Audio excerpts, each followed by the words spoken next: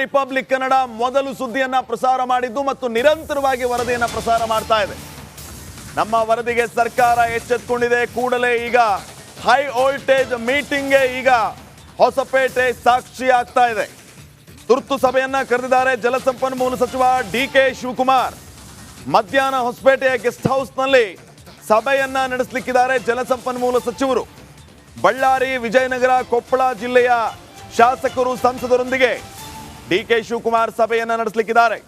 TV dam ವೀಕ್ಷಣೆಯ ಬಳಿಕ ತುರ್ತು ಸಭೆಯನ್ನ ಡಿ.ಕೆ. ಶಿವಕುಮಾರ್ ನಡೆಸಲಿಕ್ಕಿದ್ದಾರೆ. ಮಧ್ಯಾಹ್ನ 12:30ಕ್ಕೆ ಟಿವಿ ಡ್ಯಾಂಗೆ ಡಿ.ಕೆ. ಶಿವಕುಮಾರ್ ಬರ್ತಾರೆ. ಡ್ಯಾಮ್ ಅನ್ನ ವೀಕ್ಷಣೆ ಮಾಡಿದ ನಂತರ ಹೊಸಪೇಟೆಯ ಗೆಸ್ಟ್ ಹೌಸ್ನಲ್ಲಿ ಸಭೆ ಕೂಡ ಕರೆದಿದ್ದಾರೆ. ಈ ಸಭೆ ಈ ಸಂದರ್ಭದಲ್ಲಿ ಬಹಳ ಮಹತ್ವವನ್ನು ಪಡೆದುಕೊಳ್ತಾ ಇದೆ.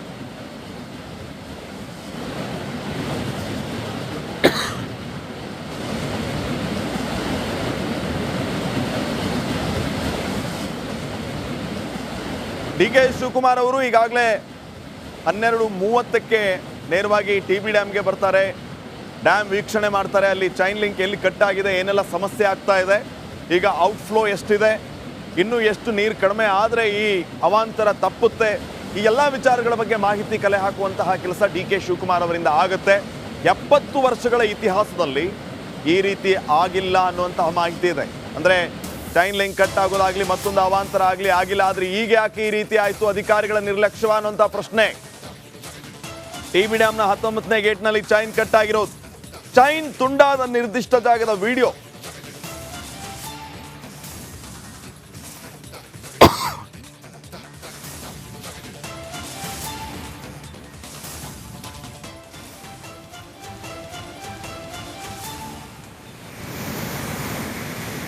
ನೋಡಿ, ಆ ದೃಶ್ಯಗಳಲ್ಲಿ ತಾವು ಗಮನಿಸ್ತಾ ಇದ್ದೀರಿ. Gate number 19 chain link cut ಆಗಿರುವ ಎಕ್ಸ್ಕ್ಲೂಸಿವ್ ದೃಶ್ಯಾವಳಿಗಳು. ಬರೋಬ್ಬರಿ 48 ಟನ್ ತೂಕದ ಕ್ರಸ್ಟ್ ಗೇಟ್, 60 ಅಡಿ ಎತ್ತರ, 20 ಅಡಿ ಅಗಲದ ಗೇಟ್. ಇದು ತಲಾ 12 ಅಡಿ ಅಗಲದ 5 ಗೇಟ್ ಅನ್ನ ಜೋಡಿಸಿ ನಿರ್ಮಾಣ ಮಾಡಿರುವಂತ ಕ್ರಸ್ಟ್ ಗೇಟ್. ಈ ಕ್ರಸ್ಟ್ ಗೇಟ್ನ ಚೈನ್ ಲಿಂಕ್ ಕಟ್ ಆಗಿ ಏನೆಲ್ಲ ಸಮಸ್ಯೆ ಆಗ್ತಾ ಇದೆ, ಹೊರ ಹರಿವು ಎಷ್ಟು ಹೆಚ್ಚಳವಾಗಿದೆ, ನದಿಗೆ ಎಷ್ಟು ನೀರನ್ನು ಈಗಾಗಲೇ ಬಿಡಲಾಗ್ತಾ ಇದೆ, ಆ ದೃಶ್ಯಗಳನ್ನು ತಾವು ಗಮನಿಸ್ತಾ ಇದ್ದೀರಿ.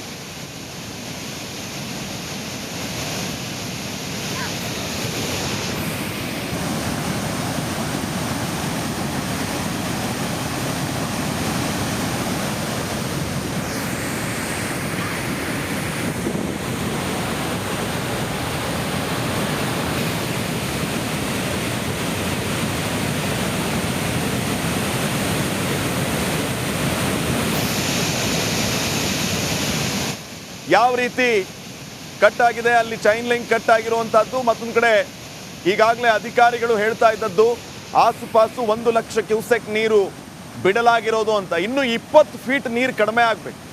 ಆ ಗೇಜನ್ನು ಕ್ರಾಸ್ ಆದಾಗ ಇಲ್ಲಿ ಫೋರ್ಸ್ ಕಡಿಮೆ ಆಗುತ್ತೆ, ಅವಾಂತರದಿಂದ ನಾವು ಪಾರಾಗ್ತೀವಿ ಅಂತ.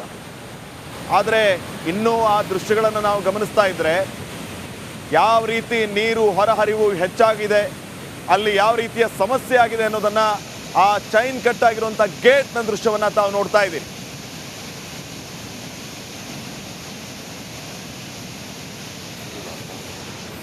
ಕಳಿಸಿದ್ದೀವಿ ನಾವು ಕೆಳಗಡೆ ಕಂಪ್ಲೀಟ್ ಡೌನ್ ಸ್ಟ್ರೀಮಲ್ಲಿ ಎಲ್ಲರೂ ಕೂಡ ಎಲ್ಲ ಗೇಟು ಈಗಾಗಲೇ ಓಪನ್ ಆಗಿದೆ. ಎಲ್ಲರೂ ಕೂಡ ನಾವು ಡೈರೆಕ್ಷನ್ಸ್ ಕೊಟ್ಟಿದ್ದೀವಿ. ಡೌನ್ ಸ್ಟ್ರೀಮಲ್ಲಿ ಭಾಳ ಹುಷಾರಾಗಿರಬೇಕು, ಜಾಗೃತರಾಗಿರಬೇಕು ಅಂತೇಳಿ ಎಲ್ಲರೂ ಕೂಡ ಇನ್ಸ್ಟ್ರಕ್ಷನ್ಸ್ ಕೊಟ್ಟಿದ್ದೀವಿ. ಅವ್ರ ಒಂದು ಒಪಿನಿಯನ್ ಏನಿದೆ ಅಂತಂದರೆ, ನೀರು ಓಪನ್ ಮಾಡದೆ ನಾವು ಅದನ್ನು ರಿಪೇರಿ ಮಾಡೋಕ್ಕಾಗೋದಿಲ್ಲ ಅಂತ. ಬಟ್ ಎಕ್ಸ್ಪರ್ಟ್ಸ್ ಕಮಿಟಿ ಏನು ಹೇಳ್ತಾರೆ ಅಂದ್ಬಿಟ್ಟು ಅಲ್ಟಿಮೇಟ್ಲಿ ಫೈನಲ್ ನಾವು ನೋಡಬೇಕಾಗಿದೆ. Dam important. ಸೊ ಆ ದೃಷ್ಟಿಯಿಂದ ಎಲ್ಲ ಮುಂಜಾಗ್ರತಾ ಕ್ರಮ ಕೈಗೊಳ್ತಾ ಇದ್ದೀವಿ. ಅದನ್ನು ಯಾವ ರೀತಿ ನೀರು ಇಟ್ಕೊಂಡು ರಿಪೇರಿ ಮಾಡ್ಬೋದು ಅನ್ನೋದು ಕೂಡ ಅವರೆಲ್ಲ ಪರಿಶೀಲನೆ ಮಾಡ್ತಾ ಇದ್ದಾರೆ. ಒಟ್ಟೊಳಗೆ ಎಲ್ಲ ಗೇಟ್ಸು ಕೂಡ ಈ ಸದ್ಯಕ್ಕೆ ಓಪನ್ ಆಗಿದೆ.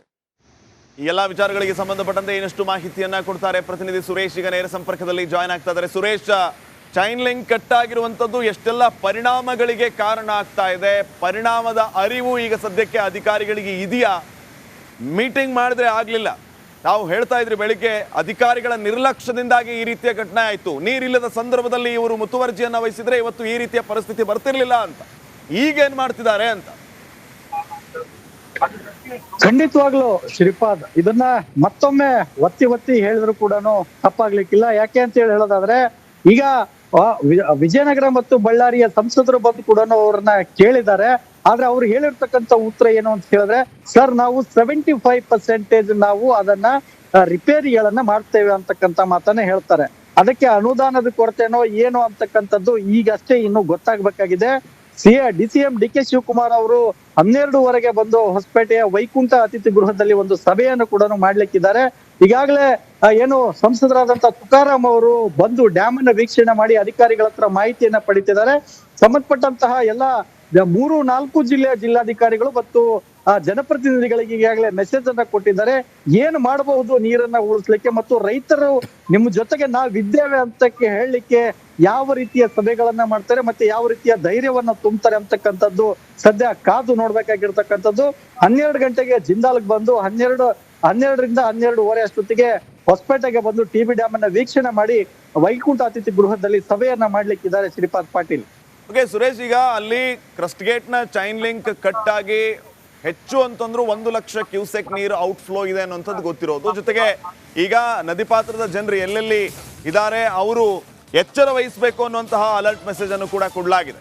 ಸದ್ಯಕ್ಕೆ ಅಧಿಕಾರಿಗಳು ಈ ಬಗ್ಗೆ ನಿಗಾ ವಹಿಸುವಂತ ಕೆಲಸ ಮಾಡ್ತಿದ್ದಾರೆ ಅನ್ನೋಂಥ ಪ್ರಶ್ನೆ ಇದೆ. ಆ ಬಗ್ಗೆ ನಿಮ್ಮಿಂದ ಮಾಹಿತಿಯನ್ನ ಪಡಿತೀನಿ. ಅದಕ್ಕಿಂತ ಮುಂಚೆ ಮತ್ತೊಂದು ಬ್ರೇಕಿಂಗ್ ಅಪ್ಡೇಟ್ ಬರ್ತಾ ಇದೆ. ಆಂಧ್ರ ಮುಖ್ಯಮಂತ್ರಿ ಚಂದ್ರಬಾಬು ನಾಯ್ಡು ಅವರು ಕೂಡ ಸಭೆಯನ್ನ ನಡೆಸ್ತಾ ಇರೋದು. TB ಡ್ಯಾಮ್ನ ಅಧಿಕಾರಿಗಳ ಜೊತೆಗೂ ಚರ್ಚೆನ ಮಾಡ್ತಾರೆ.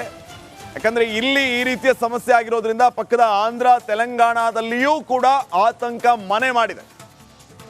ಈ ಒಂದು ಬೆಳವಣಿಗೆ ಹಿನ್ನೆಲೆ ಆಂಧ್ರದ ರೈತರಲ್ಲೂ ಆತಂಕ ಮನೆ ಮಾಡಿರೋದು. ಈ ಹಿನ್ನೆಲೆ ಅಲ್ಲಿಯೂ ಕೂಡ ತುರ್ತು ಸಭೆಯನ್ನ ಈಗಾಗಲೇ ಕರೆಯಲಾಗಿರೋದು.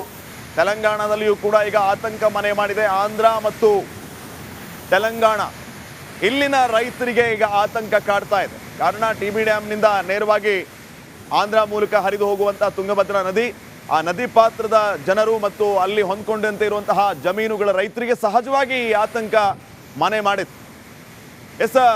ಸುರೇಶ್, ಗಮನಿಸ್ತಾ ಇದ್ದೀವಿ ಈಗ ಈ ರೀತಿಯ ಬೆಳವಣಿಗೆ ಇಲ್ಲೇ ಆಗಿರೋದ್ರಿಂದ ಪಕ್ಕದ ಆಂಧ್ರ ತೆಲಂಗಾಣದಲ್ಲಿಯೂ ಕೂಡ ಆತಂಕ ಮನೆ ಮಾಡಿರೋದು. ಎಕ್ಸಾಕ್ಟ್ಲಿ ಈಗ ಆ ನದಿ ಪಾತ್ರದ ಜನರಿಗೆ ಯಾವ ರೀತಿಯ ಸೂಚನೆಯನ್ನ ನೀಡಲಾಗ್ತಾ ಇದೆ, ನದಿಗೆ ಹೊಂದ್ಕೊಂಡಂತೆ ಇರುವಂತಹ ಜನರನ್ನ ಸ್ಥಳಾಂತರ ಮಾಡುವಂತ ಕೆಲಸ ಆಗ್ತಾ ಇದೆಯಾ, ಏನ್ ಅಪ್ಡೇಟ್ಸ್ ಕೊಡ್ತೀರಿ? ಖಂಡಿತವಾಗ್ಲೂ ಶ್ರೀಪಾದ್, ಏನು 2.5 ಲಕ್ಷಕ್ಕೂ ಹೆಚ್ಚು ಅಧಿಕ ಕ್ಯೂಸೆಕ್ಸ್ ನೀರನ್ನ ನದಿಗೆ ಬಿಟ್ಟಾದ ನಂತರ ಒಂದು ರೀತಿಯ ಪ್ರವಾಹ ಅಂತ ಹೇಳಿ ನಾವು ಈ ಭಾಗದಲ್ಲಿ ಕರಿತೀವಿ. ಈಗ 1 ಲಕ್ಷಕ್ಕೂ ಹೆಚ್ಚು ಬಿಟ್ಟಿರೋ ಕಾರಣಕ್ಕೆ ಆ ಭಾಗದ ಜನರಿಗೆ ಎಚ್ಚರಿಕೆಯಿಂದ ಇರಿ ಅಂತ ಹೇಳಿ ಒಂದು ಸಂದೇಶವನ್ನ ಕೊಟ್ಟಿರ್ತಕ್ಕಂಥದ್ದು. ಈಗಾಗಲೇ ಏನು DCM DK ಶಿವಕುಮಾರ್ ಅವರು